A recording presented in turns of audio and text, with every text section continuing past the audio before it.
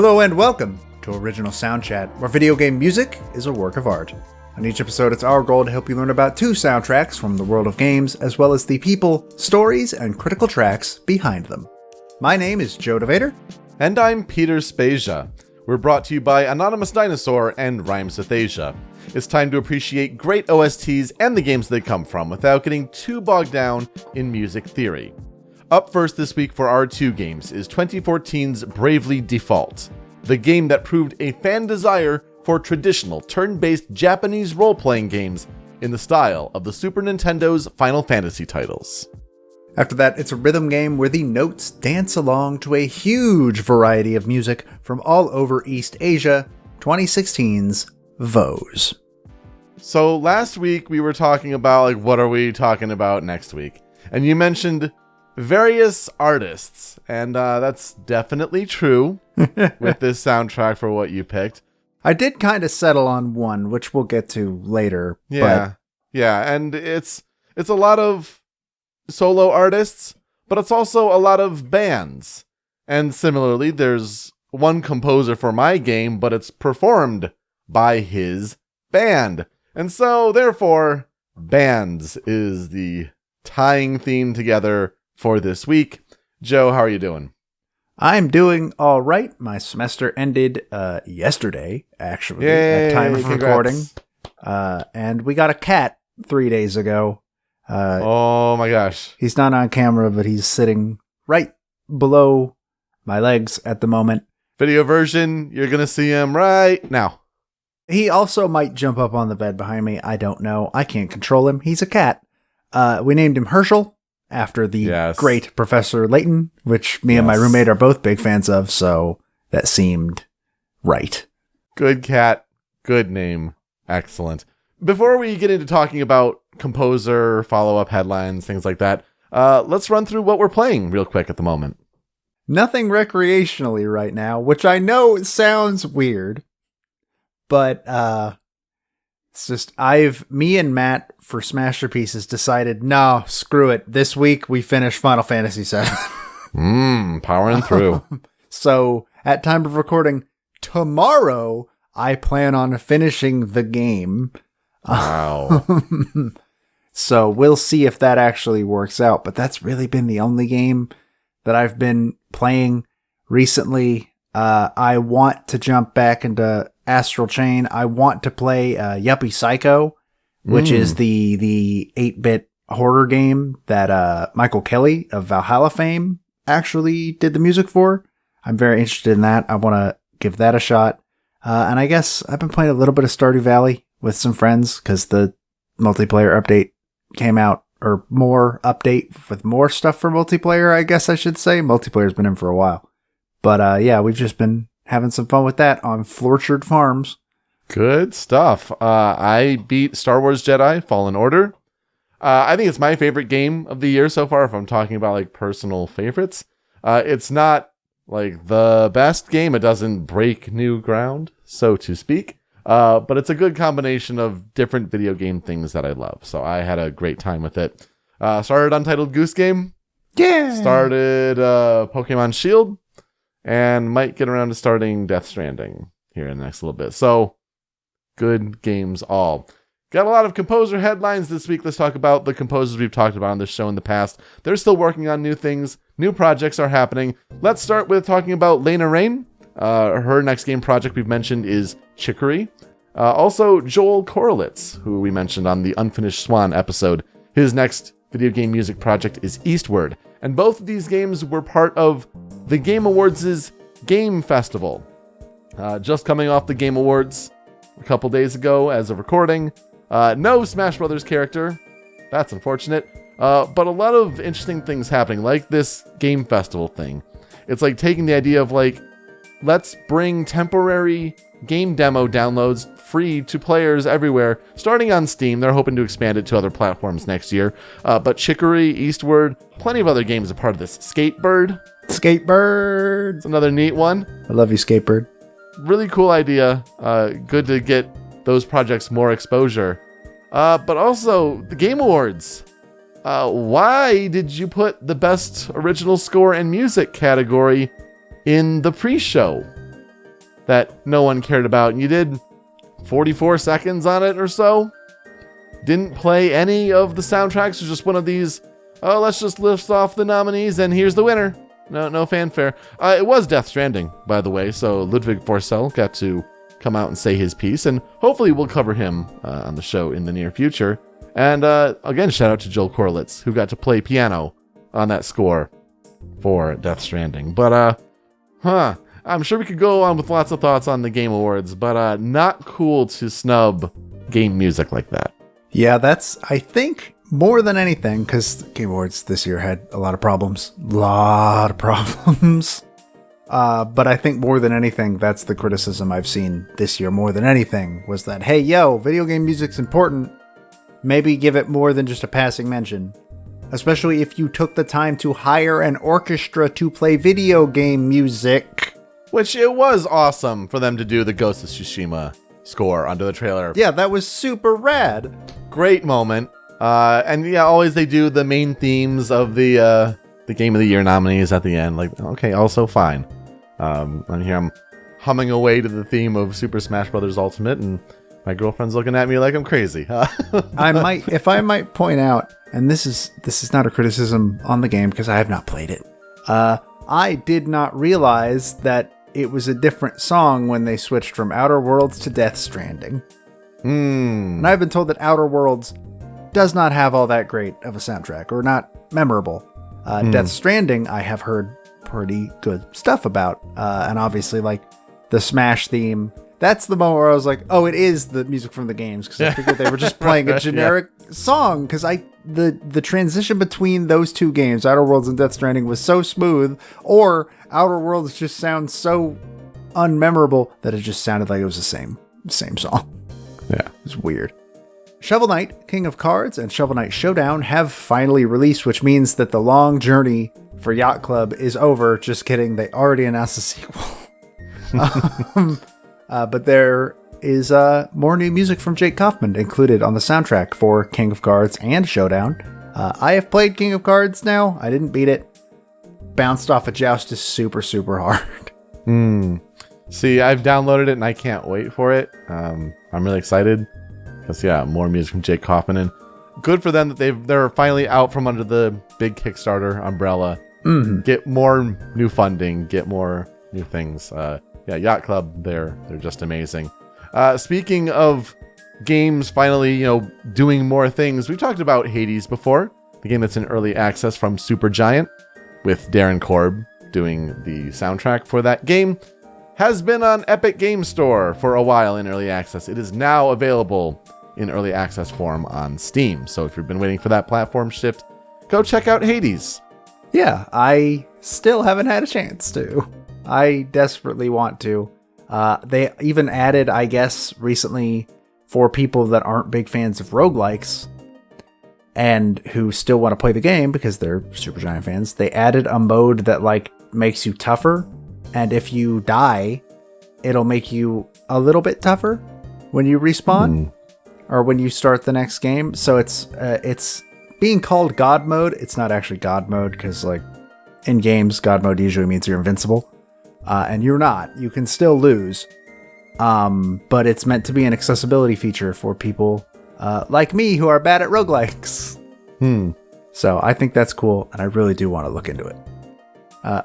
Also, Masafumi Takada, whom we have talked about for his work on Danganronpa 2 specifically. He is composing for the game Death Come True, which is a full-motion video game from the creator of Danganronpa, which is, probably how they got it. Yeah, probably. I've seen the whole style compared to that game 428 Shibuya Scramble, as far as, like, the live-action stuff going, but it's definitely, I would imagine, more of a darker tone if Kodaka is writing that game, for sure. Yeah, that's really exciting. And finally, Jun Sonoe, just recently as a recording, took a picture of himself at the famous crossing of Abbey Road. Could he be recording at Abbey Road Studios? Is he on a vacation there for some reason? We shall speculate away. But let's get to talking about my game that I'll cover this week, and that's Bravely Default. Bravely Default Flying Fairy was the name of the game that released in Japan on October 11th, 2012 for Nintendo 3DS. There was eventually a re-released version with several improvements that was titled Bravely Default for the sequel that was released in Japan on 3DS on December 5th, 2013. So a year and a couple months later. And this would be the foundation for the Western release of the game. Originally, I guess the plan was to name this Western version Bravely Default Where the Fairy Flies. But then they realized that's stupid. Let's not do that. And so they just called the game Bravely Default, as it released on Nintendo 3DS on December 6th, 2013 in Europe and December 7th, 2013 in Australia. So just barely after, or at the same time, honestly, this for the sequel version in Japan. It took until February 7th, 2014 for the game to release in North America. This is a game that's developed by Silicon Studio, published by Square Enix in Japan, and Nintendo for the rest of the world. So what is Bravely Default? It is a Japanese role-playing game, about as traditional as you can get one, with some good tweaks to it. It involves a party of 4 members that participate in turn-based combat, really trying to emulate an overall game style of older Final Fantasy games. In fact, the Flying Fairy alliterative subtitle alludes to this with FF. So, Bravely Default has all of these usual JRPG staples. Traveling a world and an overworld in a third-person perspective, going to towns, talking to people, getting items, participating in random combat, turn-based combat, defeating enemies for experience points, leveling up, new skills, all the things that you would expect of a JRPG. But the battle system in Bravely Default is unique in the sense that party members have their own Brave points, or BP, which represent the number of actions that can be taken by the character in the turn. Now, by using the Brave ability, the character can act up to 4 times in the same turn. And you can go into negative BP numbers. But if you do that, then the character can't act again and the enemy keeps attacking until that character gets back to 0 or 1 BP, if that makes sense. So you can do 4 attacks right in a row if you want to. It's kind of something that was emulated a little bit in Octopath Traveler for Nintendo Switch, but kind of started here with this system. So yeah, you could just go, attack for different party members, but yeah, Brave lets you do multiple actions at a cost. Meanwhile, the default action lets the character guard, take less damage from attack, but stocks up more BP, so you can take more actions next turn. So you have the kind of risk-reward system there. There's also a job or a class system a la Final Fantasy V that plays a significant role in how you shape your character's different abilities. Everyone has really a customizable means there. And there's also difficulty sliders for different things like experience point yield, random encounter rates, more things like that that can be changed at any time. And also, the player can toggle the animation speed in battle with just the push of a button. So if you're just mashing through, trying to grind through, you can up the experience yield, you can make battles super quick. Really nice selection things to have. Good to provide the player with options.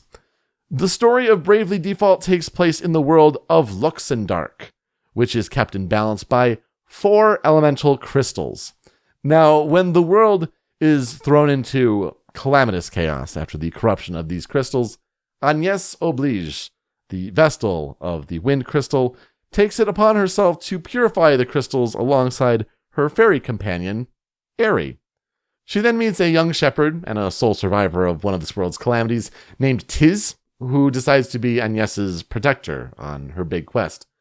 These two are then joined by Edea, a soldier from a warring country who defects after her commanding officer commits war crimes, and also Ringabel, an amnesiac vagabond and womanizer who holds a book that predicts future events. I guess the main questions then here are, what happens after the 4 crystals are purified? And can the 4 heroes save the world? So, what are our experiences with Bravely Default? So I played a very small amount of it. So I still remember where I was when I bought it. I was visiting Calgary, visiting my girlfriend at the time, and we went to an EB Games, and I was like, I need something to play on the plane. Bravely Default sounds kind of good. All right, sure. And then I didn't play for very long before I hit a massive difficulty wall and was like, I'll come back to it later. And then I never did. And that's really the extent of my experience with Bravely Default. Yeah, for me, it's literally the game that's in my 3DS right now, but as a means of, I need to get to this game.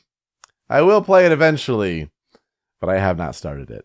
It's one of these things where like I've known about the soundtrack for a long time, and researching for this game makes me appreciate it even more, honestly. But it's a game that I own, and it's literally next up on the 3DS if I ever choose to get back to that system, but just haven't played it. Maybe some recent news can help inspire that, I suppose. So, Bravely Default's Flying Fairy began development as a sequel to Final Fantasy The 4 Heroes of Light, which was a 2009 game on Nintendo DS. And it would have been part of the Final Fantasy franchise because this Final Fantasy game was a Gaiden, a spin-off of the main Final Fantasy series as it was. But producer Tomoya Asano wanted to work on something new, but Square Enix still let him use the Final Fantasy familiarity if he wanted to. But he really didn't want to use too many nostalgic elements. Like, wanted to create something new, something where players could be familiar with the general concepts, but also something that could be open to new players overall. And so, what a weird title. What does Bravely Default mean, according to Asano? He says, quote, have courage and renounce the promises and responsibilities that are expected of you. In other words, don't just blindly do what you're told. Act according to your will. And this could be seen as the game's main narrative theme overall. The story has been described by Asano as a traditional JRPG with American content thrown in. It apparently uses the storytelling methodology of American TV dramas with the old Beverly Hills 90210 and Glee as inspirations. What does that mean? I don't know. What does that mean? Like using some comedy to get to know the characters better until like then the drama sets in and like then it gets serious. How weird that they're like considering American themes as well, especially we'll tie it back later, but just think of, they wanted to Americanize JRPGs a little bit. We'll put a pin in that and save that one for later. The script was written by Naotaka Hayashi, who was a staff writer at 5PB at the time, whose most notable work at the time was the visual novel Steins Gate. And let's just say he was hired for a particular reason that goes deeper into the narrative reasons for Bravely Default. Now here's the deal. The game was never planned for localization or a Western release at all. It was really focusing on a Japanese release, so why these American things? But fan demand for the game really pushed this issue. In fact, the subtitle of Flying Fairy was removed for the Western release because apparently it might have given the false impression of the game including family-friendly content, especially due to just different cultural perceptions in Japan. Like, if you put the name Flying Fairy in a game over here in the West, you might think like, oh, this is a game for little girls, maybe. Or at least it was so thought in the marketing department. And it's like, no, not the case for this game. Especially when you also consider that the party members were all aged 3 years for the Western release, as far as how they were identified in game. Mostly to meet up to Western underage sensibilities, let's just say, so that they were all at least 18 years old. I forgot about this. I remember this now. Yeah, because there was also some issues with the outfits that party members wore, especially the women of the party. And so this was also changed to fit Western sensibilities, especially for younger characters. And this became a big rallying cry for those who do not understand localization and cry, censorship! I can't wait to talk about this again in like 3 weeks. Mm-hmm. When we'll also hit a game that also had this. But hey, yo, if you're one of those people screaming censorship because they covered up some skin on a 16-year-old girl, them's bad optics for you specifically. Also, if you decide to use the words when it comes to the game in a few weeks, if you'd like to use the word vagina bones, we're going to have problems. We're going to have words. The internet was a mistake. There's some messed up thoughts out there. Overall, Bravely Default reviewed very well with a Metacritic score of 85. Points of praise included the innovations to the combat engine, the just gorgeous maps, the soundtrack, which we will definitely get to here very soon, and just the English voiceovers and localization in general. It's a good cast for the Bravely Default Western release. But the game gets very repetitive in its structure by the end, and this was a common complaint for reviewers. Basically, the main thing I've ever heard from fans of Bravely Default is, yeah, it's a really good game that completely falls apart at the end. Like, for that reason. Yep. As far as awards go, most places it was recognized as like the best 3DS game of that year, especially for 2014. It was nominated as Best Role-Playing Game and Best Handheld Mobile Game at the Game Awards. Didn't win any of those, but it was nominated. But also do keep in mind that the game came out in 2012 in Japan, 2013 in PAL regions, 2014 in North America, so you're kind of stretched out all over the place. A good game, just not among the best of that year. In July 2014, it was reported that Bravely Default had sold 1 million copies worldwide. This includes 400,000 units in Japan and 600,000 units sold overseas. And it's because of this disparity, the overseas success, that it really went against what Square Enix assumed would happen for traditional role-playing games like this. It's a whole thing of, well, the AAA game industry thinks one thing, but the truth is totally opposite. I still remember Jim Sterling. I think it was Jim Sterling, like making this argument of like, so this told them that like, yeah, people do want traditional JRPGs, and they responded with, wait, people still want those? And like the only possible response to that is, who told you they didn't? Yes, exactly. It's the same thing with survival horror, and we just saw it this year with Resident Evil 2. It's like, yeah, there's an appetite here.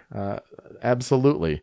So this prompted Square Enix to completely reconsider their strategy for making games as a whole, because up to that point, their focus had been geared on developing titles specifically for Western audiences rather than the Japanese market.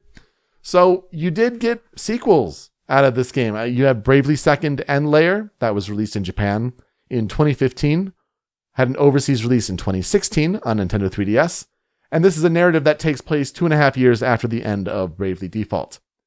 Now, the timing is fortuitous that we are talking about this game because unplanned.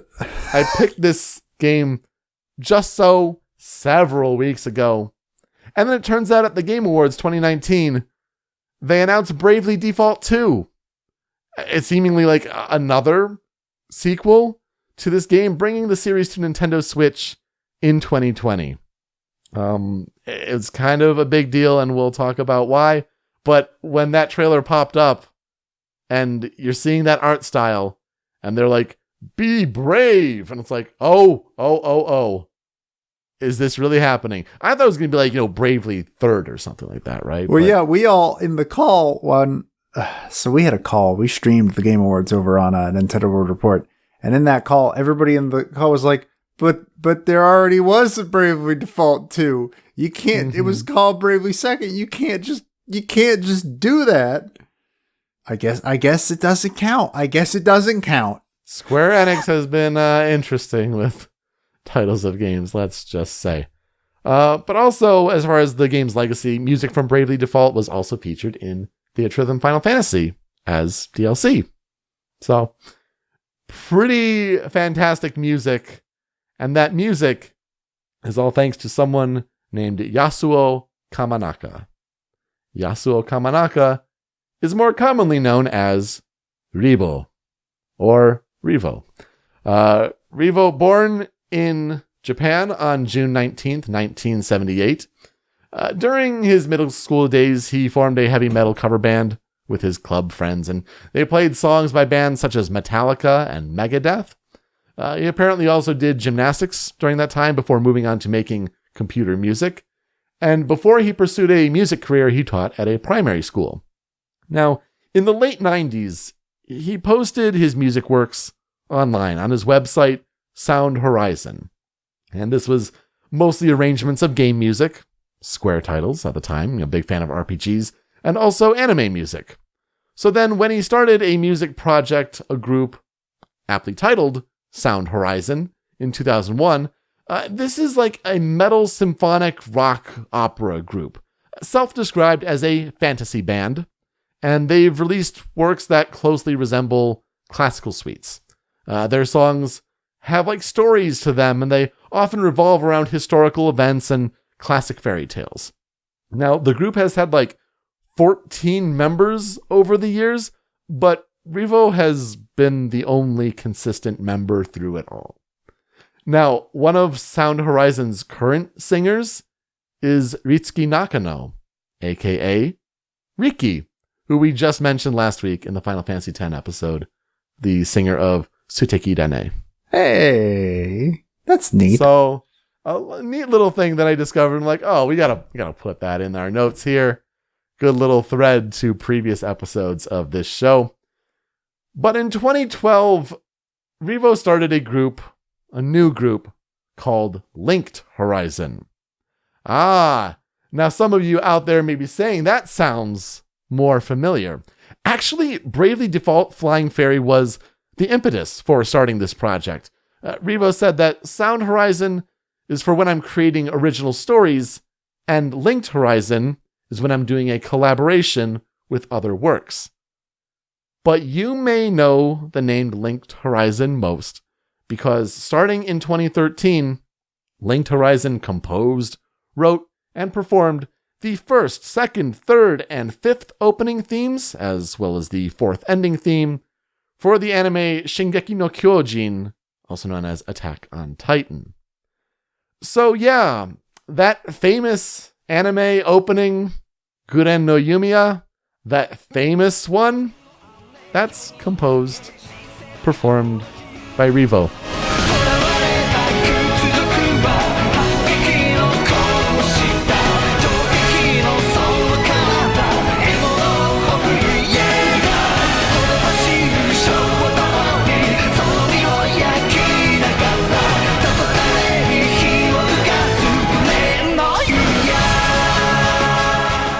See, now I'm a little bit more impressed by the other one that you mentioned in the notes, which I imagine you're getting to next. I haven't watched Attack on Titan. Shame. But I have a special connection to the next one. Yeah, because he also composed Moon Pride, which is the first opening to Sailor Moon Crystal.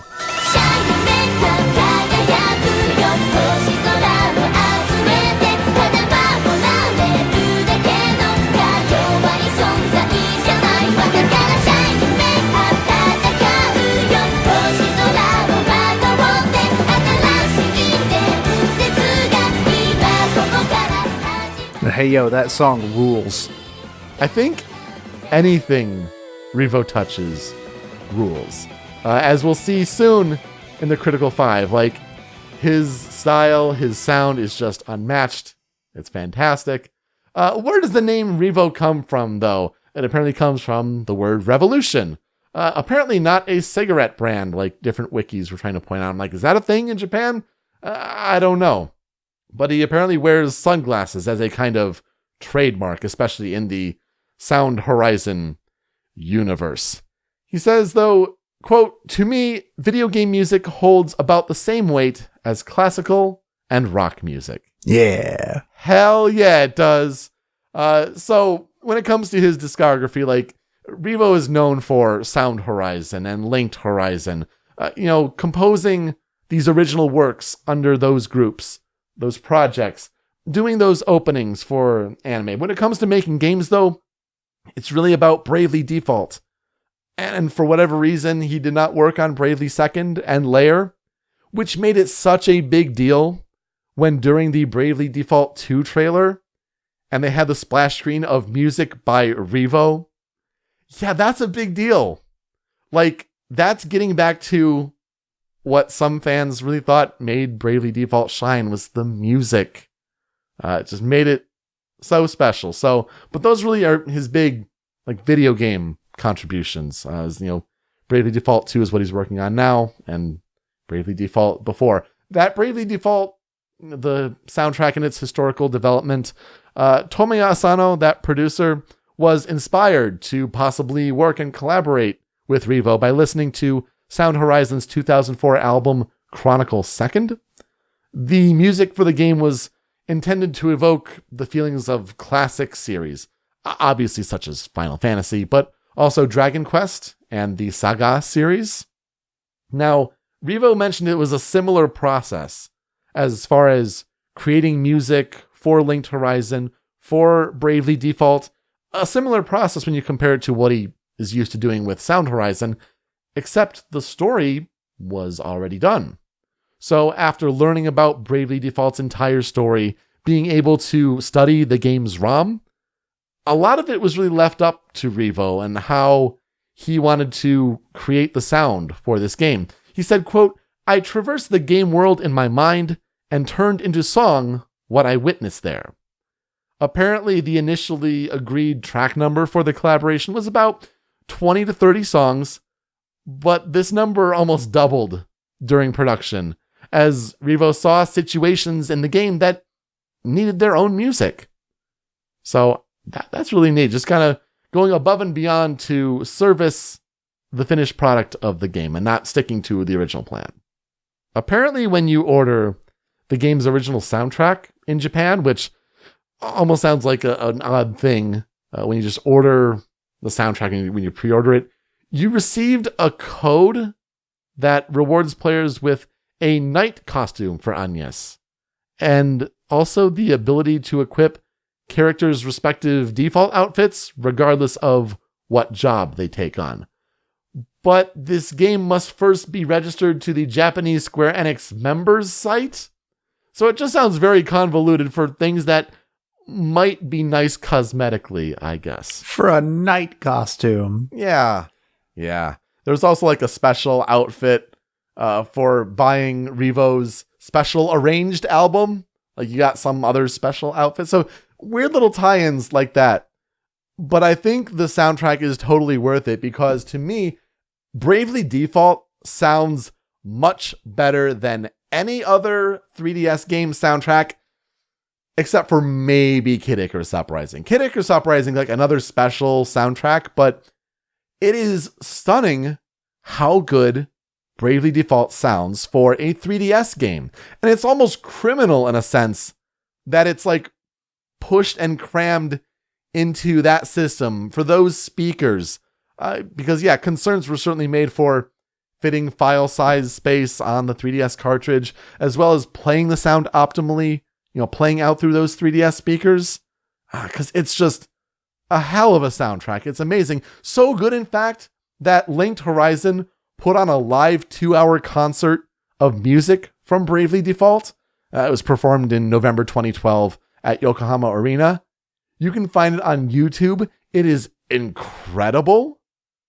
A fun little note, though, apparently guitarist Marty Friedman from Megadeth makes an appearance to perform. So tying it all the way back to Revo playing covers of Megadeth in middle school with his mates, and then he gets the guitarist from Megadeth to perform his music alongside him. Yeah, that's such cool. Such a cool full circle thing. Oh, that's awesome. Yeah, just amazing. Now you're dying to know, I'm sure, what does this game's music soundtrack sound like? Let's get to it in the 5 critical tracks. We have to start with the main theme of the game. This is Prelude Moving Towards Hope.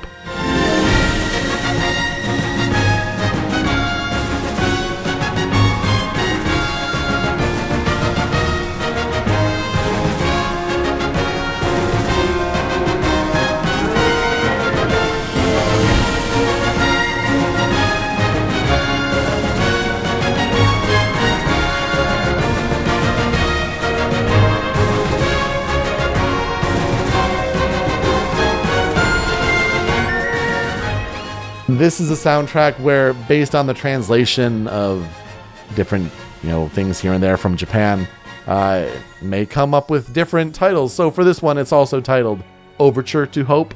It's also translated that way. So yeah, main theme of the game. This plays at the title screen, when a new job is obtained and introduced, and also when the party resolves to go on their quest to awaken the crystals. Yeah, this is such a triumphant fanfare of a theme. Trumpets obviously leading the charge here, but that orchestration though, it gives you the idea of how full the sound can be. And you're listening to this and this is easily console quality music. What are you talking about? This was on 3DS? What? And obviously a good percussion rhythm at the same time to keep the pace and keep the main theme going. But yeah, a main riff, a main leitmotif that will be a big deal for this game had to be here in the Critical 5. It also sort of reminds me of a Ghibli piece. Yeah. In certain ways, it kind of has some Joe Hisaishi energy to it. But yeah, I agree. This does not sound like it should be on a 3DS. At all. Yeah, it's just a great sound. And we're just getting started, because let's get into number 2 on the critical tracks. This is Conflict's Chime.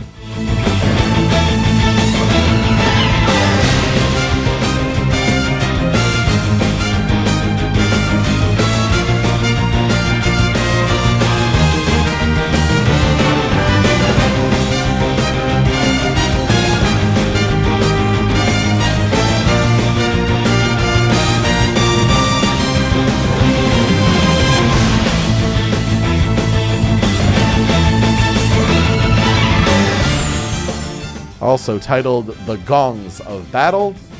You guessed it, it's the main battle theme. And I know we talked about the battle theme from Final Fantasy X last week, and how good it is for the Final Fantasy series and how much energy it was, but I'm not sure you can name another main battle theme that has just this much fun, epic energy to it. I think this just spanks the battle theme from Final Fantasy X around. Now, granted, I think that may be because of actual instrumentation in this one and not, playing up to midis, essentially. The electric guitars in this one, this sounds so good, so fun. I was mixed between this one and another battle theme that we'll talk about on the cutting room floor, unfortunately. And it could be 1A, 1B here. Either one could have been here. But I feel better placing this one here because of how often you'll be encountering random battles. Yeah, this is the only one on the list that I'm actually familiar with. Because I have not gone out of my way to hunt down this soundtrack. I tend to not do that unless I've played the game. And I didn't play a lot of Bravely Default again. But this song I remember very much. Because again, it's the random encounter music. You hear it all the time. And yeah, I'm going to have to agree that, yeah, it kind of just punts Final Fantasy X into the sun. Mm-hmm. Yeah, it just does, sad to say, but just a great battle theme. Let's slow things down, though, for number 3. It's not all hype and orchestration and everything. There's some beauty on this Bravely Default soundtrack, and Number 3 on the Critical 5, Beneath the Hollow Moon.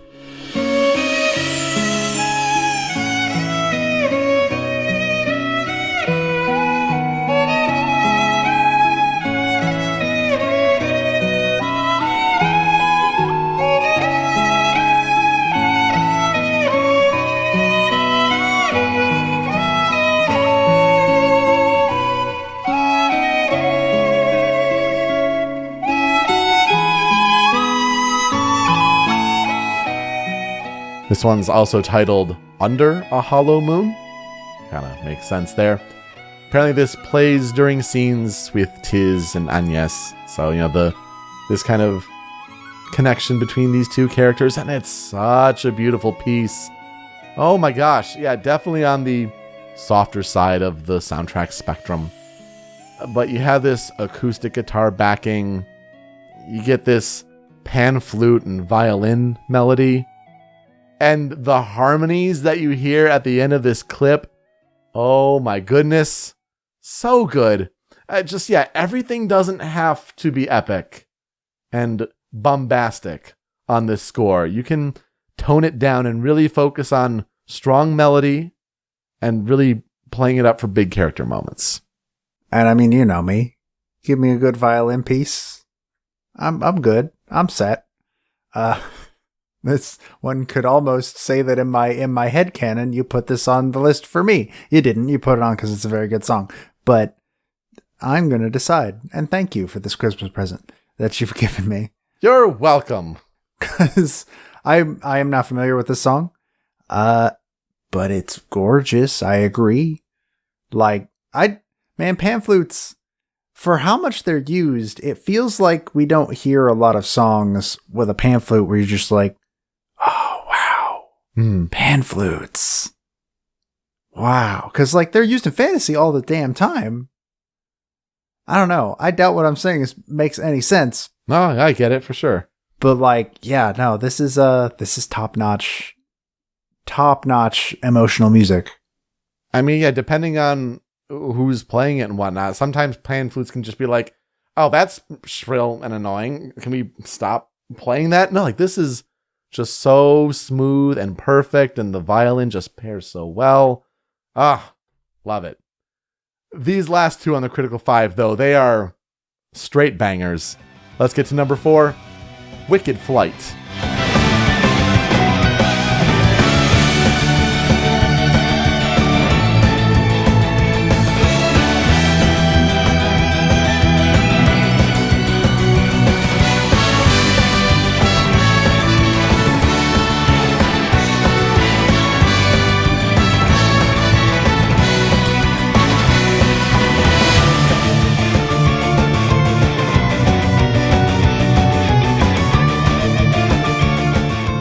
So this plays during the third and last battle against a big spoiler that we won't get to because I discovered it when doing research. And that's a big spoiler. Oh, let's not talk about that one. If we both had played the game, I'm sure we could gush about it, but I'm not gonna throw that one out there just yet. In fact, I put it down in the notes and I'm like, oh, who is this character? Oh, no. So, let's just call it the second to last boss fight in the game. But honestly, the intensity on this piece is insane. Look, the clip starts with the really triumphant part of the piece, but the melodic line complexity of the da da da da da da da da da da da da da da, the complexity that takes is I think unlike anything I've heard before in a boss fight like that, whether it's on keyboards or guitar or whatever. It's not Flight of the Bumblebee, but I don't know, pretty close for a video game, boss fight. It sounds amazing. It's one of these ones that's it's 6 minutes long. Go listen to the whole thing. Same thing with the next song. By the way, little hint, just listen to the whole thing because it goes places and it's just amazing the whole time. If we're talking about a composer that's metallic rock operas, these big songs are going to be fantastic. See, now, this, in my opinion, is the most Final Fantasy sounding, like old school Final Fantasy. Yeah. Like, imagine if, like, 6 was written today. The music of 6 was written today in 2019. I feel like this is similar to how it would sound. Sure. Something like this. I could see that. And it makes me really excited for if that game's soundtrack ever gets modernized and how it could possibly sound. Like, ooh, put Revo on the arrangement for 6's soundtrack. Like, please, can we do that? Can we work with Uematsu on that? That'd be fantastic. Dream collaboration. Number 5 on the critical soundtrack. If there's one song you have to know from this game, it obviously has to be Serpent Eating the Horizon.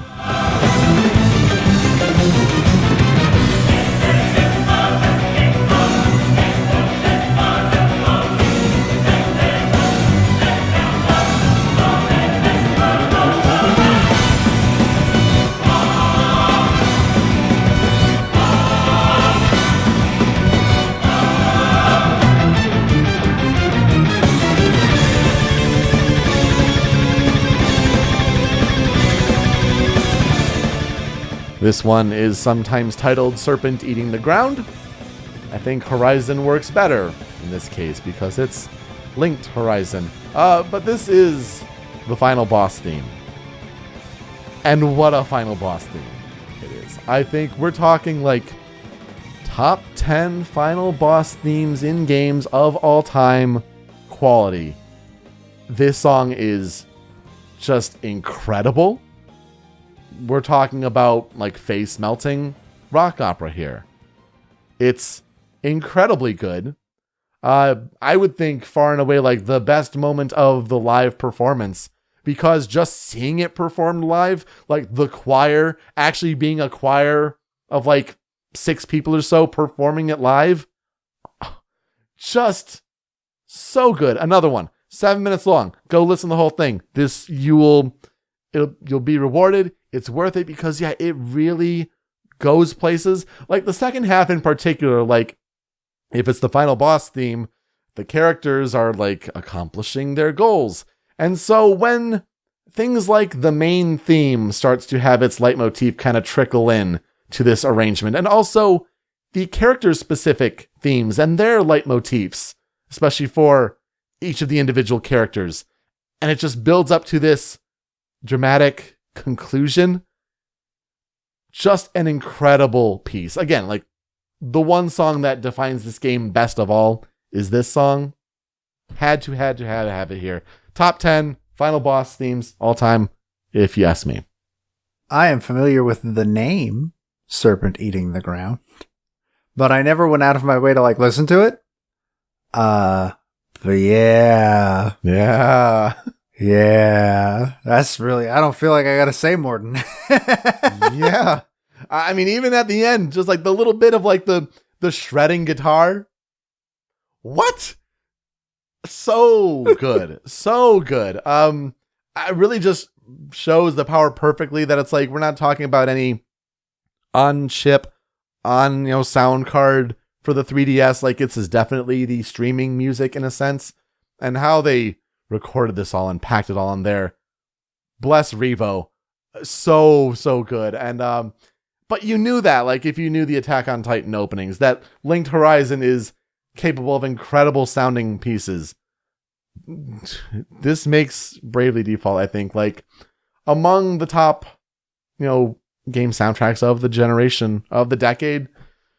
It's up there in like the top 10, 20 for sure. So I feel like it's a really strong critical 5, but we do also have a couple on the cutting room floor. One of these being Horizon of Light and Shadow.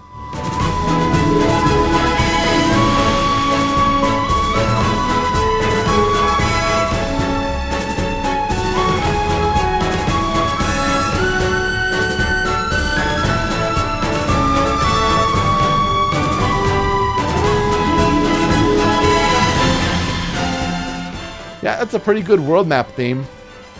And again, that's an important theme when you're traversing the world. So just, a good one to have in your back pocket. A pretty important one you're going to hear a lot. But also just, a solid tune for this specific section of the game. Like, if you're imagining Revo closing his eyes and walking through that game world and then composing what he hears, yeah, that totally checks out. And you get more pan flute, so nothing wrong with that. And again, this has real Joe Hisaishi energy to it. Oh like, my this God, does it? Yes. Huge Ni no Kuni vibes. I honestly didn't think of that until you mentioned it, but it totally does. You're absolutely right, for sure. Between Conflict's Chime and this one, I was so tempted back and forth with putting this on the list, but if you know this soundtrack, you know I'm talking about. That person's name is...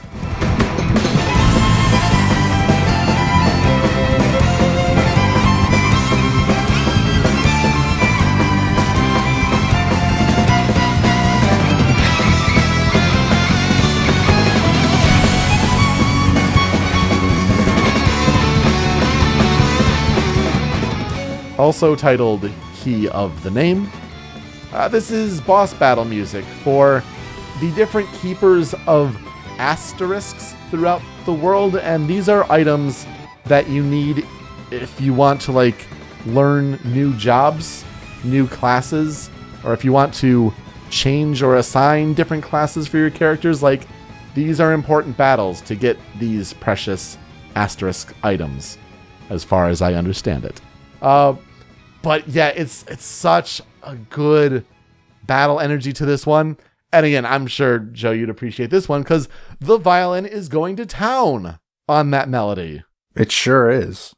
And I think I do remember the song, actually, now that I'm like hearing it again. Mm-hmm. Like, I'm pretty sure I remember hearing this song in game because I got a few asterisks. I mean, obviously, they're how you get jobs in the game. But yeah, I remember this now that I'm thinking about it.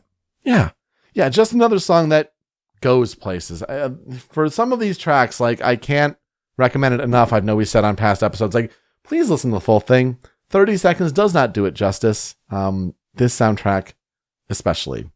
So what will I never forget about this game? Having never played this game before, it's just a soundtrack that is literally too good for the 3DS. Like, the 3DS is not worthy to have this pumping through its speakers. And I know they did the best they could to really, make it work, and they did a great job. But to listen to these songs like undistilled, uncompressed, is just godlike. Again, the game itself, it's sitting in my 3DS. It's the next game to play there if I ever return to the system. But I think, if anything, like, if I get myself excited for Bravely Default 2 in 2020 on Nintendo Switch, like, yeah, maybe I should play the original just to get myself accustomed. Would I play Bravely Second? I don't know. Considering the name of Bravely Default 2, might not. Also, something I'd like to recommend is if you have a game like Audio Surf, or even if you do VR, Audio Shield, if you do like custom Beat Saber, something like that, play some of these songs like Wicked Flight, like Serpent Eating the Horizon. You will not be disappointed. That is a hell of an experience. Especially the Audio Shield and VR. Good stuff. So that's what I'll never forget. I'll never forget the fact that that one time when Agnes was leaked for Smash Brothers in that one fake leak, Matt was like, oh, well, the show's canceled because he really doesn't want to play Bravely Default. Yeah. I'm not entirely sure why. I can't say that I would be super thrilled to add another JRPG to our list. But he is high on that list of like, that is the game where if that character is announced for Smash, I quit. Wasn't the problem with that one, like, her hair part went in the wrong direction? I think so. Like, how do you mess that up? It was certainly a time to be around. Absolutely. They may even have mixed up the accent wrong, because it's not the acute E, it's like the other direction for like the actual. Yeah, I think I remember people pointing that out too, that like the name was technically spelled wrong. Yeah. So, very interesting. So to transition to our next game, we like to talk about a fan cover, fan remix of the games, and I'm sure there's lots out there. The first one I came across, I had to find a Serpent Eating the Horizon cover. Like, I just have to. One of the first ones that popped up was from DSC on YouTube. He used the title of Serpent Eating the Ground, but he does a great electric guitar cover of this song. Please enjoy. We'll be right back.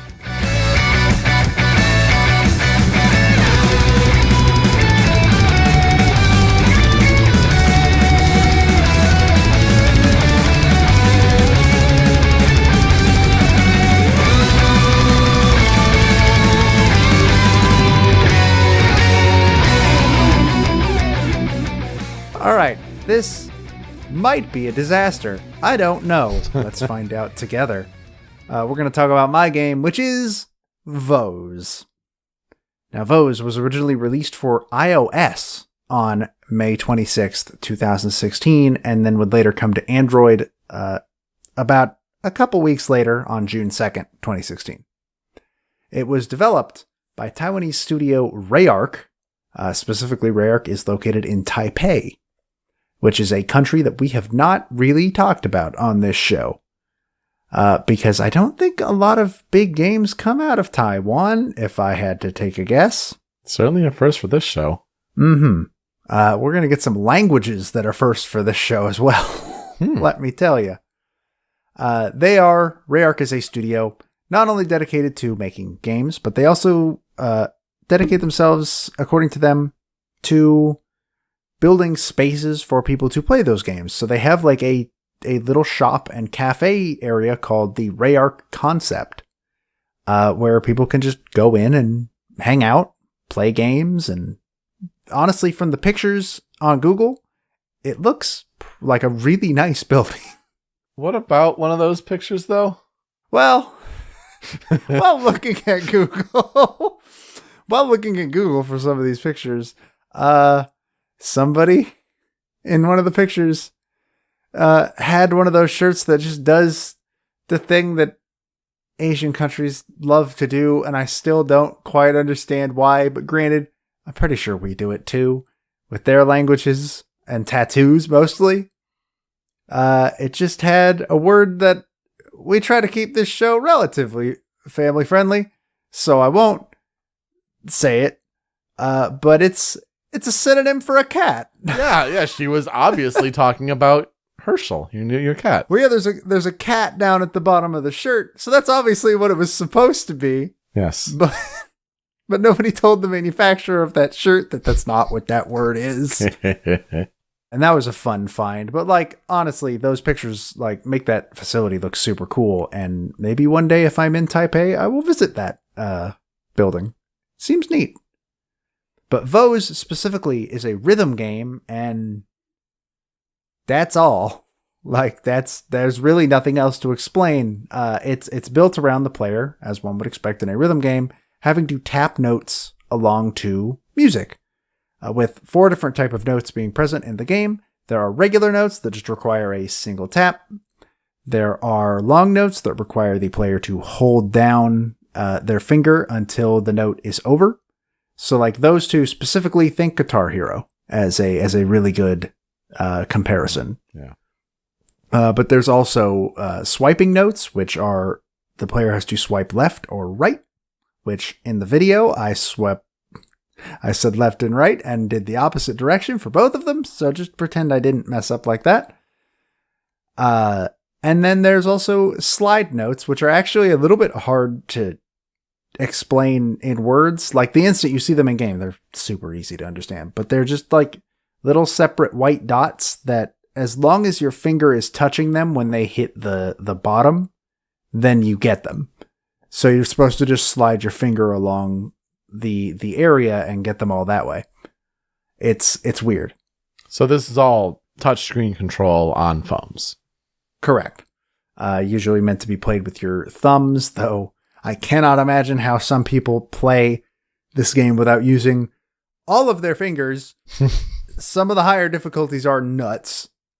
The thing that really sets VOEZ apart, though, and also helps it be super nuts, is the fact that the note highways, which are the lines that the notes come down, they dance to the music. So they move around the screen.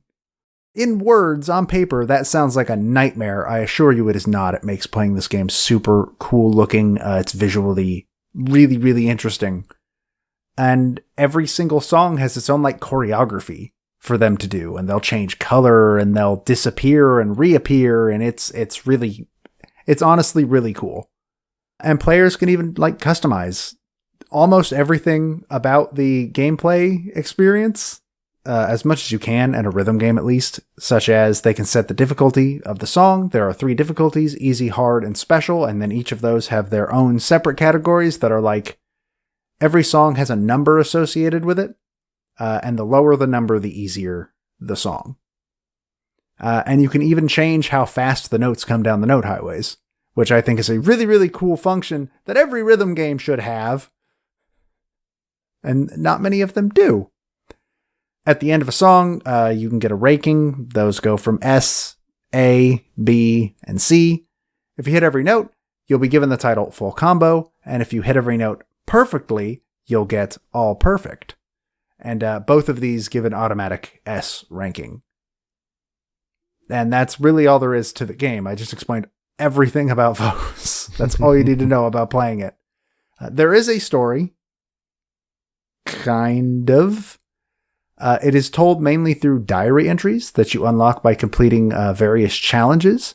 So, for instance, I have unlocked 36 out of 75 diary entries. And the one that I am currently stuck on is I have to get an A rank or above on 12 songs on special difficulty. Oof. I am like 2 songs away from that and have been for over a year. And this is not for lack of trying.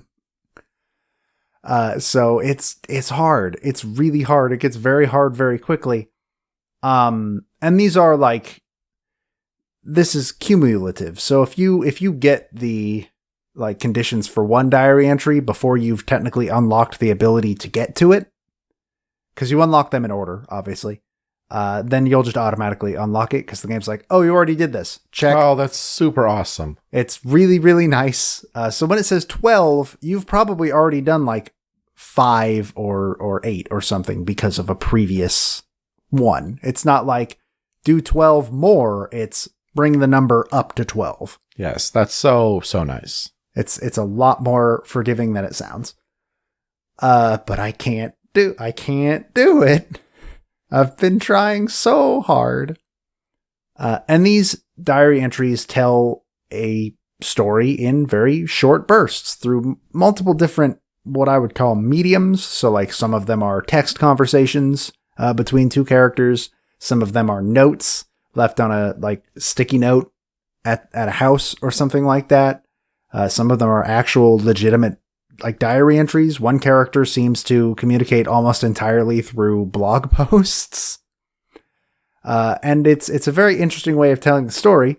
What that story is, I can barely tell you because I looked it up.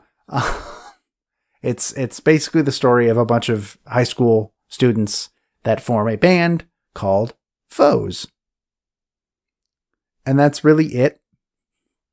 There's 5 of them, I think, and that's honestly the whole story. There's not much to it. They're just nice little things. You get artwork with each one. It's nice. I don't know. You're not really there for the story. It's a rhythm game. They're in the town of Lanky Kong? They're in the town of Long Kong, which I hope I'm pronouncing that right. I assume is supposed to be in Taiwan. Probably. I'm just playing off your love of DK64. I mean, I would live in Lanky Kong. Lanky Kong is my dad, and I shall live in his shadow. So, this is where I ask, what are our experiences with VOEZ? Specifically, what are your experiences with VOEZ? Never played it, honestly, and honestly only heard of it because of the headlines that it kicked up when it got ported to a console. See, I have played it on a phone, but then I bought it on said console, and that's where all my progress currently is. That makes sense. Yeah, and I just don't know if I'd like to use the touchscreen there on that one in particular. Don't you worry, because I might have some good news for you later on down the line. This is a game that I can sink like hours into. When I was originally like setting up the outline to be like, what songs do I want to put in my Critical 5? I'll play a few songs on VOEZ, see, you know, what sticks out to me. And then 6 hours later, I was done playing VOEZ. Like, it's just a time sink. It's just, I like playing this game a lot. But I mean, at the end of the day, it's just a rhythm game. There's really not much to it. And that's one of the main reasons why I'm like, this might be a disaster. There's nothing to this game. If this segment goes over half an hour long, I'll be shocked. So speaking of, so I don't make myself a liar, let's move on. So there's basically nothing on the development of this game, as far as I can tell, despite the fact that this game probably had me opening more tabs than any other game I've ever researched, just from the sheer desperation to find anything. And I did sort of find some stuff, like the Wikipedia article does have a little bit of information, but nothing about like the development of the game or why it was made the way it was, which is a shame. So here's some more info about the game itself, I guess, which is a fine second, I suppose. This game represents a quadrant of gaming that we haven't really talked about on this show, which is it is a free-to-play mobile game. Mm-hmm. So on the phone, for anybody that does not know that is listening, because I know that sometimes we have brought in friends that don't really play video games to listen to this show. Free-to-play is pretty much exactly what it sounds like. You can download it and you can play it for free. But most of the time, at least in VOEZ case and a couple of other games, when they say free-to-play, that means that some of the content, if not a majority of the content, is locked behind stuff you have to pay for.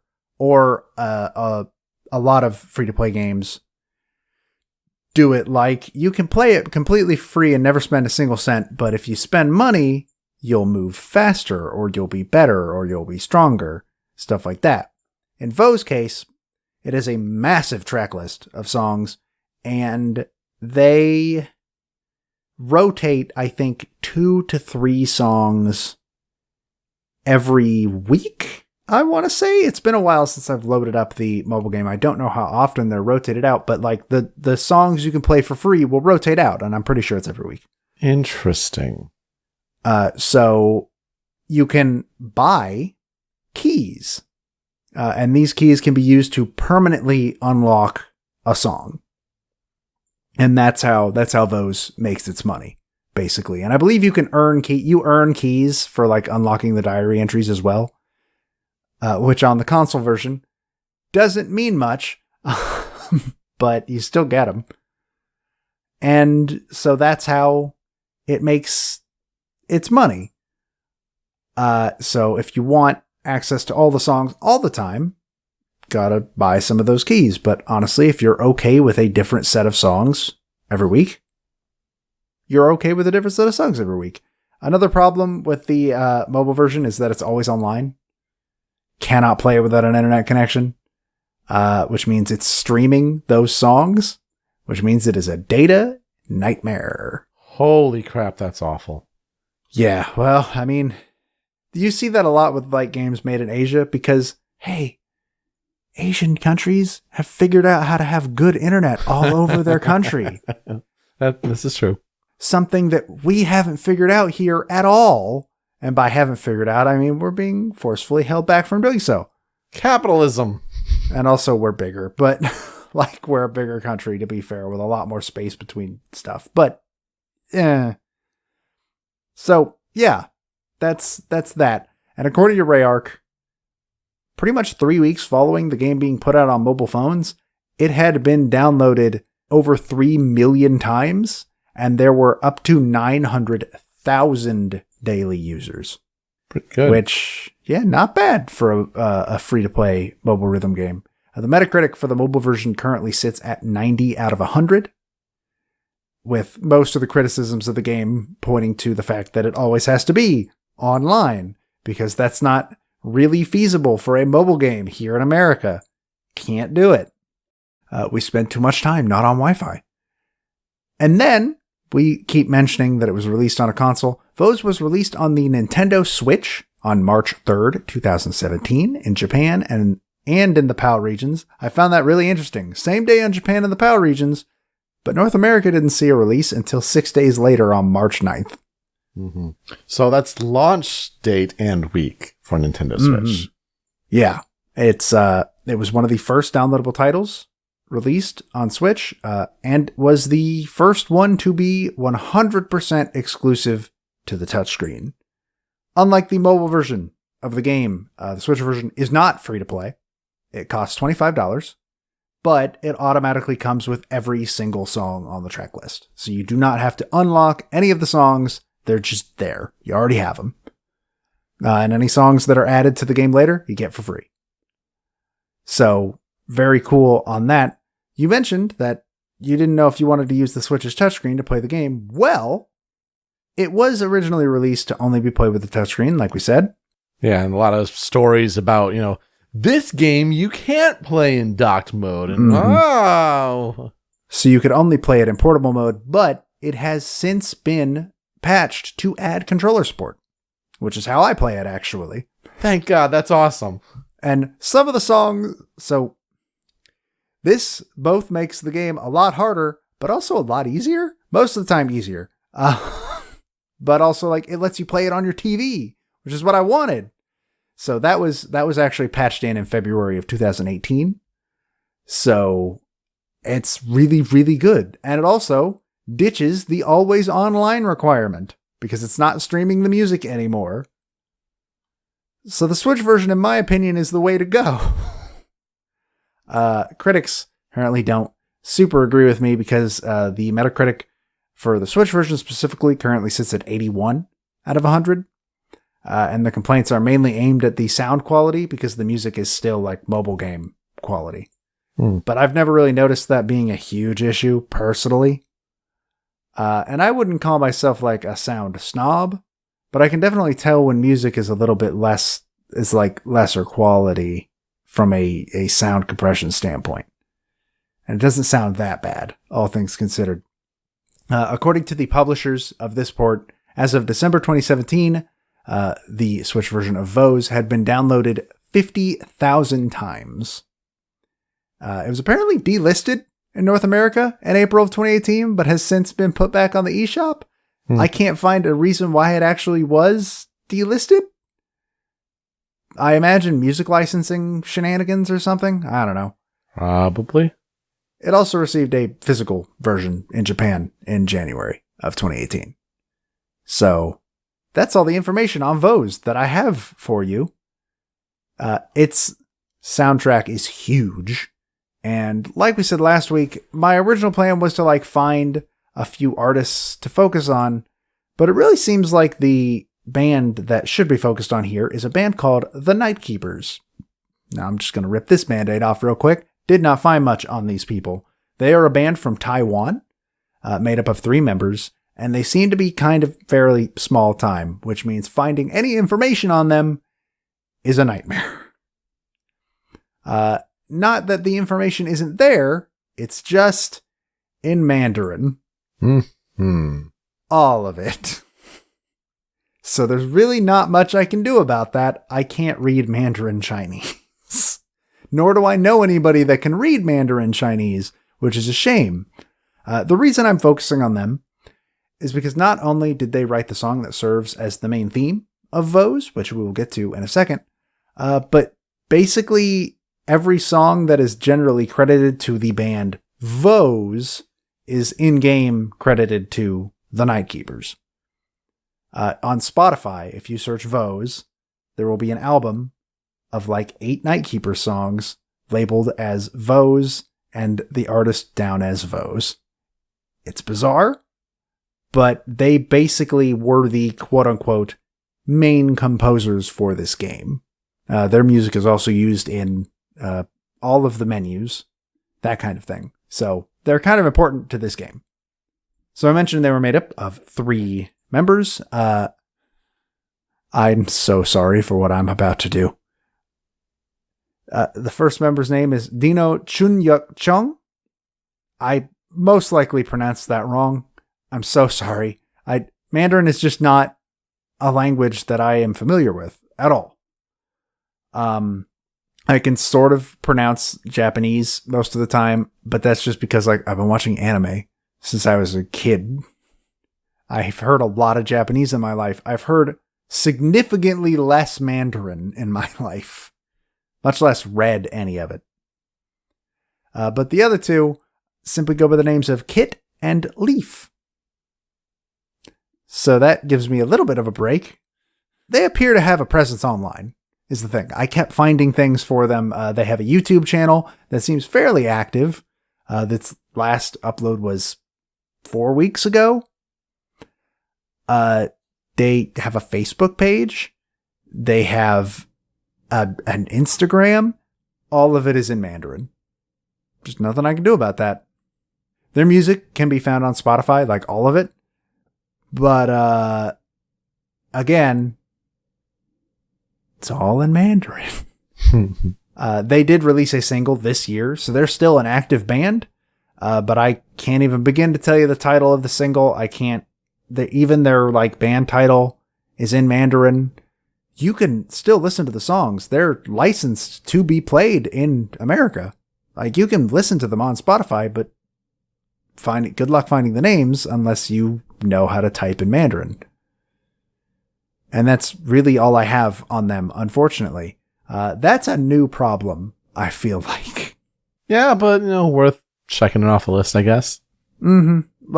No, I think I encountered this problem sort of when we did Beyond Good and Evil, where it was like I kept finding interviews, but they were all in French.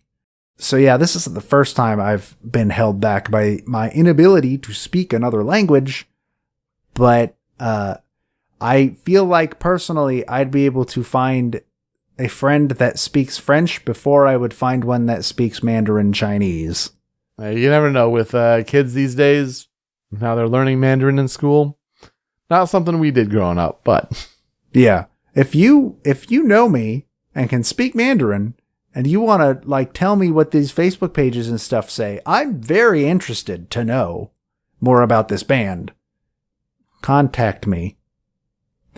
As for other games that they've worked on, obviously they worked on VOEZ, but as far as I can tell, they also contributed music to Rayark's other two rhythm games, being Citus Alpha and Citus 2. At least Citus Alpha, I know for sure. I kept finding conflicting reports about whether or not they were in Citus 2. I haven't played either of those games.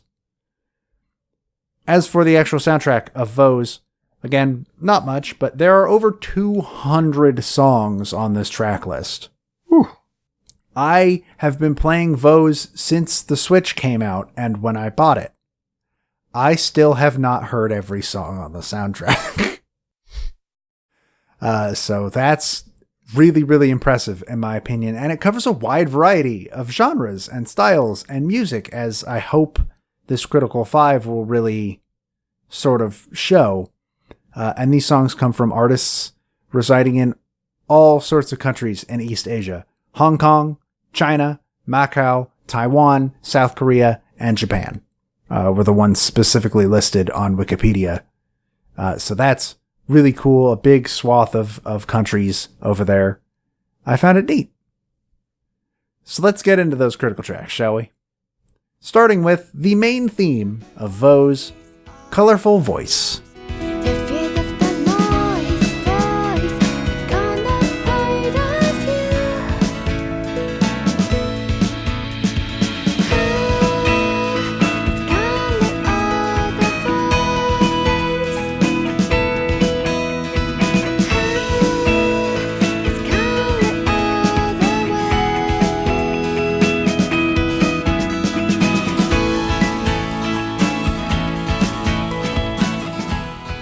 So again, the original soundtrack on Spotify refers to the artist behind this song as VOEZ, but it is actually by The Night Keepers.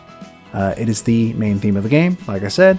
It serves as the LP in the opening animation, and an instrumental version of the song is used as the main menu music for the game. And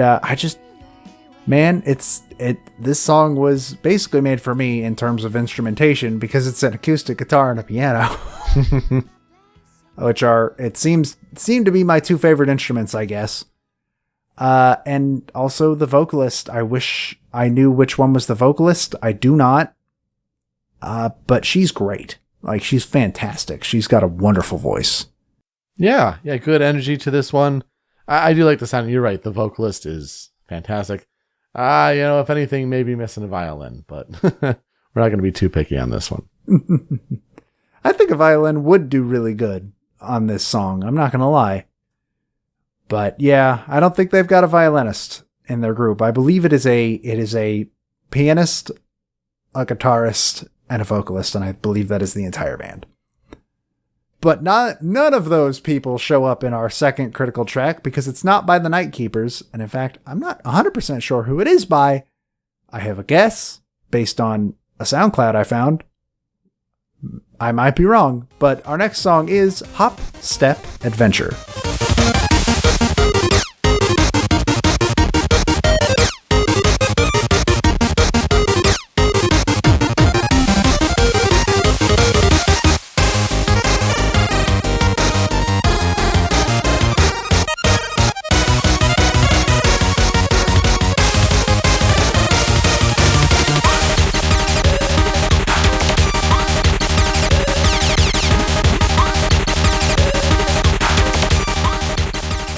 Now, this is where I run into the weirdest problem I've ever had on this show. I don't know exactly who this song is by because, again, a lot of the artists in this game are credited in either kanji, Korean, or Mandarin. And I can't read any of those three things, and try as I might, just could not find translations of any of them, but I did happen to find a SoundCloud that posted this song by an artist named Umeboshi Chasuke. I don't know if that's actually who wrote this song or if it's just somebody that uploaded it on a SoundCloud. I can't tell, but that's the closest I found to being able to put it down. This is the most fun song in the game to play. It is so good. Like, every song in VOEZ has its own album art, actually, which is one of the most fun things in VOEZ, I think. And the one for this is very obviously based on like old school Final Fantasy style RPGs, which ties it into Bravely Default. Sure does. This 8-bit sound, this chiptune music, it's so bouncy, it's so high energy. How could you not get super excited when you play this? And like, it's so good. And it also kind of sounds like something I'd hear in a Kirby game, actually, like when I listen to it. Oh, yeah, 100%. And then like the little accents in there, like little choo, choo, choo. Yeah. Like, that's also super cute. This song is so fun to play in VOEZ. I want to go play it right now. Yeah. But we're recording a show and I can't. Damn you, responsibilities that I chose to take on. But so yeah, I think that this is the first song where I'm like, look at the variety here. Compare this song to Colorful Voice. Totally different vibes. Love it. And then we're going to change the vibes one more time with Today Was a Bad Day.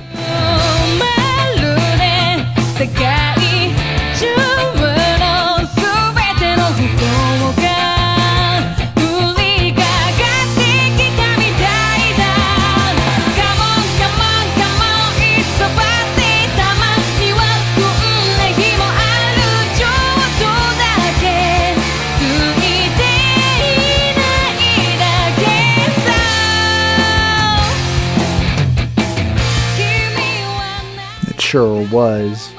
It was a bad day. It wasn't actually. Today was not bad. I can't find a translated name for this artist either. At all. I found a SoundCloud under the username Snowflake, but all of the context clues pointed to that was just somebody that had re-uploaded the song somewhere else. So I'm going to assume that wasn't the original artist, but just in case it was, I mentioned the name. You get the kanji on the video version. Mm-hmm. Something about this song just feels really fun to listen to. I think it's especially like the come on, come on, come on, it's a bad day. The album art for this music is, I still remember the first time that I saw it. I was having my roommate, Ben, scroll through the music, and he past the album art and he was like, "Oh, who's the sourpuss?" Because it's just one guy like, it's 3 guys on a porch and one of them is like really upset and the other 2 are like trying to cheer him up.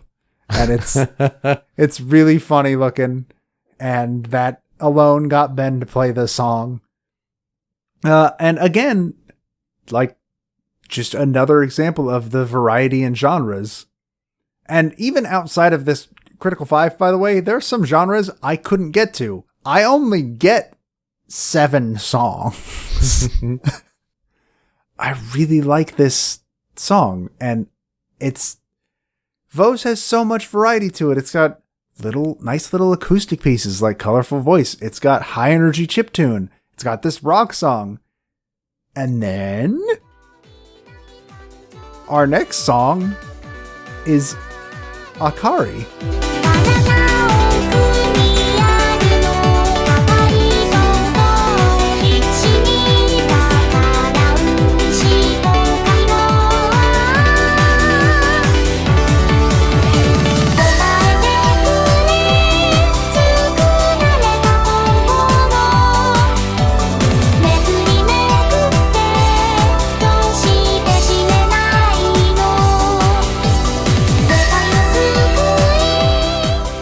This song was composed by artist Chunbai P. Again, I really hope I am pronouncing that right. Apparently, fun fact that I did not realize until doing this research, one of the things in the song is that on the chart, the notes at one point make a P, and that's a reference to the original composer of the song. Okay, neat. Yeah, it's really neat. So, like, look, Vocaloid was going to come up on this show at some point, whether we liked it or not. Might as well rip that Band-Aid off right now and talk about it.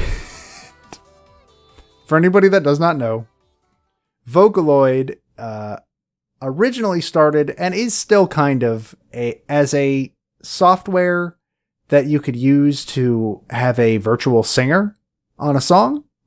They could read music and sing it, or read words and sing it. You had to get a specific Vocaloid for most languages, so like there were English ones, or what this song was originally recorded with, the Chinese Vocaloid Jinhua. Jinhua? It's something like that. I don't. Yep. If you've heard of Vocaloid, it's probably because you've heard of one specific Vocaloid, because she is massively famous in Japan now and has sort of made a push overseas a couple of times now, because this song was then re-recorded for the version in the game sung by the one and only Hatsune Miku herself. Yep, that's why it sounds so familiar. Yep, she is a huge name in just Japanese music right now. She is a virtual idol. Like, she does concerts. This fictional character does concerts. She's done concerts on Colbert's show here in the States. Like, I would imagine, like, most people, if you don't know the character by name alone, like, you've probably seen the character with long aqua blue ponytails, like teal ponytails, long ponytails. Like, yeah. She's a big deal. And like, this is yet another song I'd put in my category of most fun to play. For a long while, this was my favorite song in the game. 'Cause it sounds really cool. I don't know how else to put it. I know the whole like Vocaloid thing kind of puts some people off, and I really can't blame them, 'cause sometimes it sounds really unnatural and weird. But I think when it's done well, it's done really well, and I think this is an example of it being done really well. And last, but not least, my actual favorite song in the game, Mont Blanc. What do you say? Opera and accolade, caramel, a creme brulee. How about my favorite Mont Blanc? What the fluffy Mont Blanc in molten shade. What the creamy Mont Blanc with sweetest taste. On the top of this you are hidden, put on smiling face. This is once again by the Night Keepers, but again, services like Spotify credit it to VOEZ. It's just a fun little delightful song about desserts. It's talking about making cake. Autumn brings windy days, and it's suitable for making cake. And again, talk about how different this is. Mm-hmm. It's kind of crazily different from the past 3 songs, even from the other Night Keepers song we talked about. Like, compared to Colorful Voice, this is even like a weirdly different song. But I love it. It feels so nice, and it's got a warmth to it when you listen to it. I don't know. It's very nice to listen to. It's made with love, as the song says. So on our cutting room floor, I almost screwed up and put the wrong song on here. But did you happen to listen to the 2 songs that I almost screwed up? Yeah, understandable. They're pretty similar. They're almost identical in my opinion, but I might just be nuts. But I caught it early, real early. And our first cutting room floor track is One Happy Thing a Day.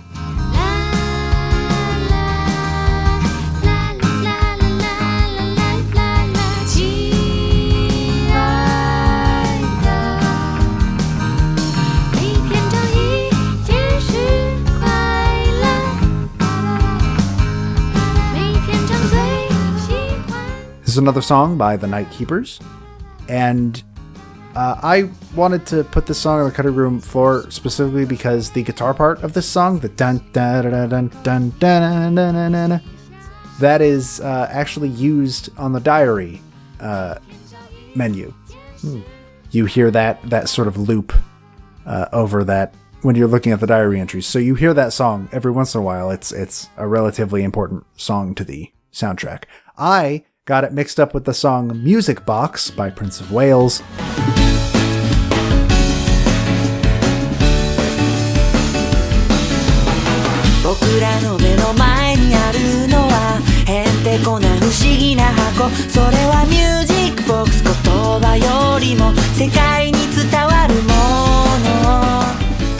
It is not that song. I know now. Please don't find me. And I also wanted to give a shout out to a song that I kind of really like. I don't think it's notable, nor do I think that it's particularly great, but I really, really enjoy playing it, and also just, I don't know, it's an alright song. It is called Postscript. I really badly want to see you once more, just for a moment, that is all I ask for. I am not reaching you somewhere else, so far you are my distant star. I really badly want to see you. And it is by the Hoshizora Project. And I don't know, something about these, it's another like Vocaloid style like vocalist. Mm-hmm. Like obviously this is not a person singing the song. But it's a male voice instead of Hatsune Miku. Mm-hmm.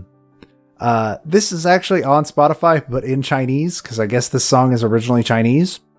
But in the game, it's the version you heard here. It's in English. And I don't know, something about the vocals just feels weird, and yet I love them a lot. And just that piano part, man. It's really good. So what will I never forget about VOEZ? I'd probably put it in my top 5 rhythm games. It's not number 1. There are like 3 games that would rank above it. Easily, for sure. But, I mean, like I said earlier, I can easily sit down and just sink hours into this game. I'm probably going to go do that right after we're done recording. Because now I just really want to play VOEZ. I highly recommend it on Switch for anybody looking for a game that you can just pick up and play for a few spare minutes when you have them. And especially if you don't want to mess with the touchscreen stuff, which super understandable. Like I said, I play most of the game with controller, and it's very simple to figure out, and I still have a really good time with the game. I still haven't heard all of the music even. I put a lot of hours into this game. And specifically, if you want to come see what it's all about, at time of release tonight, I'm going to stream VOEZ on the Nintendo World Report Twitch channel for about 3 hours. Nice. including I will play all of the songs we just talked about. Those will be the first priority, but it's going to be like a wrap up stream for the year, because that's going to be my last independent study for the entire 2019. Boy, we are getting close. We sure are. Really exciting. That's really exciting. Yeah, it kind of has my attention now, because I do like rhythm games as well. And yeah, for having the controller support now, that's a big game changer for me personally.